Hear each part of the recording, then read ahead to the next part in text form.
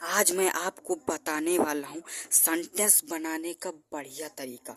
कोई भी सेंटेंस हो आप उसे चुटकियों में बना सकते हैं और देखने वाले को हैरान कर सकते हैं। तो चलिए आखिरकार वो कौन सा तरीका है, चलिए मैं आपको बताता हूँ, शेयर करता हूँ। ठीक, कोई भी सेंटेंस हो उसका आप सबसे पहले सब्जेक्ट को पकड़ लीजिए। ठीक, सब्जेक्ट को पकड़ लीजिए और यहाँ पर सब्जेक्ट क्या है दोस्तों, राम। ठीक, सब्जेक्ट राम हो और आप हालांकि एक चीज़ बहुत ध्यान में रखिए, अगर कोई राम या तो गॉड का नाम हो, भगवान का नाम हो, प्रसिद्ध चीज़ हो, श्रेष्ठ चीज़ हो, तो उसके आखिरी में ए का प्रयोग किया जाता है। ठीक, क्योंकि दोस्तों उसको इज्जत रिस्पेक्ट देने के लिए, सम्मान देने के लिए ए का प्रयोग किया जाता है। ठीक, तो यहाँ पर राम हो जाएगा रामा, रामा का भाई, तो यहाँ पर अपोस्ट्रोफी का प्रयोग हुआ, रामास ब्रदर हो जाएगा। ठीक, अब उसके बाद में सब्जेक्ट ये पूरा है ना, तो रामास ब्रदर।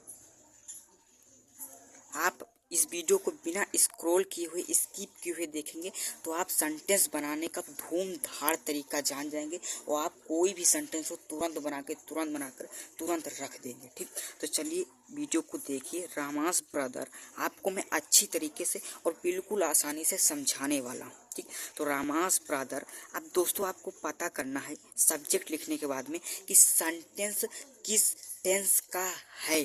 ठीक, तो सेंटेंस दोस्तों ता है, इससे पता चलता है कि सेंटेंस प्रेजेंट इंडेफिनिट का है।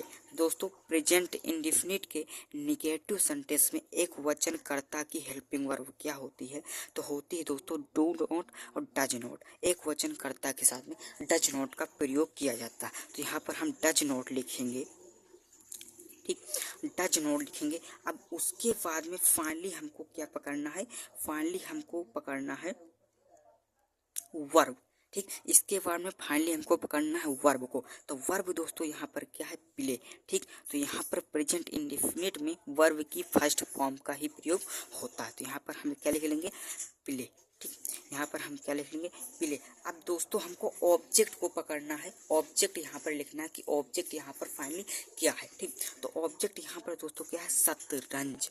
तो दोस्तों क्या नहीं खेलता है, शतरंज। तो यहाँ पर शतरंज की अंग्रेजी होती है दोस्तों चेस। ठीक, तो ये फाइनली हमारा सेंटेंस जो है बनकर तैयार हो चुका है आसानी से। अगर आप इस प्रकार के सेंटेंसेस सीखना आपको पसंद है, अगर समझ में आ रहा हो, तो प्लीज़ एक वीडियो को लाइक एंड चैनल को सब्सक्राइब करिए। अगर आपको नहीं समझ आ रहा है तो ना करिए, कोई दिक्कत नहीं है। दोस्तों अगर समझ में आ रहा है तो प्लीज़ कर लीजिए। अब चलते हैं इसी प्रकार के नेक्स्ट सेंटेंसेस को लिखकर आपको मैं समझाता हूँ।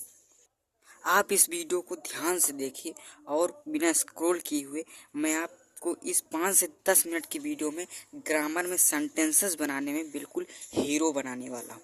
चलिए इस सेंटेंसेस को भी आप हल कीजिए, सॉल्व कीजिए। मैं चलिए इसे भी बनाता हूँ। ठीक, यहाँ पे दोस्तों सब्जेक्ट क्या है, पहले सब्जेक्ट को पकड़ लीजिए। सब्जेक्ट यहाँ पर क्या है दोस्तों, ही है।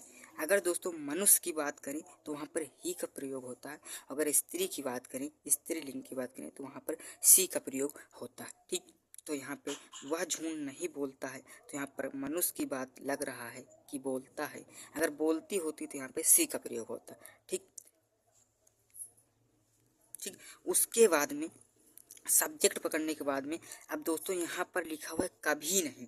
तो दोस्तों कभी नहीं की अंग्रेजी दोस्तों होती है, वो होती है नेवर। ठीक दोस्तों, क्या होती है, नेवर। ठीक, कभी नहीं की अंग्रेजी क्या होती है, नेवर। ठीक, नेवर के बाद में अब आपको क्या पकड़ना है, उसके बाद में आपको पकड़ना है झूठ नहीं बोलती है वर्ब।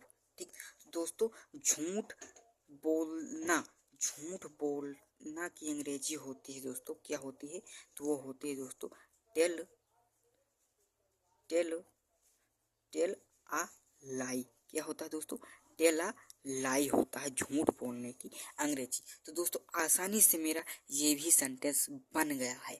अब चलते हैं नेक्स्ट सेंटेंसेस पर।